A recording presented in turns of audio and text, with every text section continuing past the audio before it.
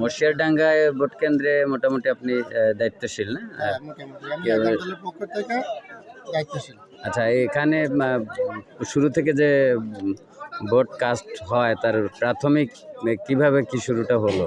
আমি এখানে সবার প্রায় বললে আগে আসি, সবার আগে আসি বললে চলে। অর্থাৎ আমি একদম সকাল 7টার আগে আসি কেন্দ্রে। আসার পরে আমি সহ আমাদের দলের অন্যান্য যারা আছে তাদেরকে নিয়ে আমরা কেন্দ্রের ভিতরে যাই, যাই প্রশাসনের যারা দায়িত্বে আছে ওনাদের সাথে পরিচিত হই।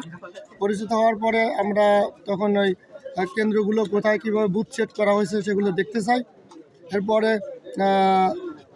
যে বক্সগুলো আছে, হ্যাঁ, ওই ব্যালট বক্সটা ওইটা তো ঠিক ছিল না? ওইটা আমরা ওপেন খোলা অবস্থায় পাই এবং তাদেরকে বলি প্রত্যেকটা বাক্স আমাদের সামনে লক করা হোক।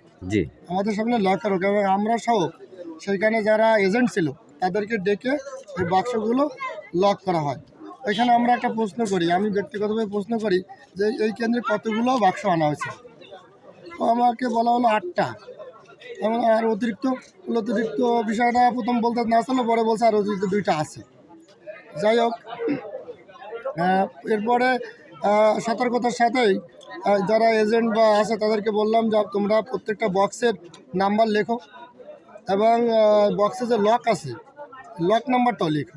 অনেক সময় হতে পারে এরকম যে লক চেঞ্জ করা হয়ে গেছে, বাক্সটা ঠিক আছে কিন্তু লক কেটে চেঞ্জ করে ফেলছে।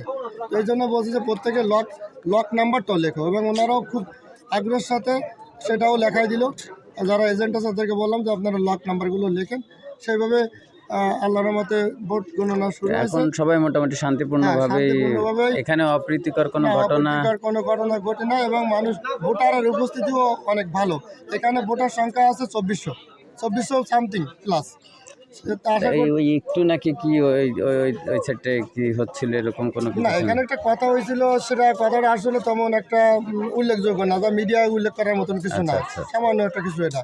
ঠিক আছে। তো বাকি কথা হচ্ছে সকাল 9:30 পর্যন্ত 9% ভোট কাস্ট হয়েছে বলে আমরা জানি। তো মোটামুটি সবাই উৎসবমুখর পরিবেশে ভোট দিচ্ছে, কোনো হট্টগোল নাই, কোনো জুই ঝামেলা নাই বলে চলে। জি, আপনাকে ধন্যবাদ।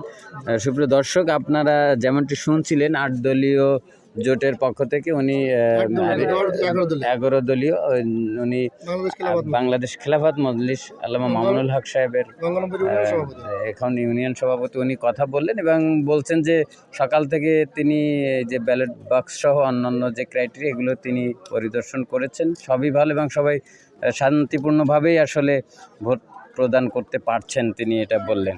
NKTV news Khulna.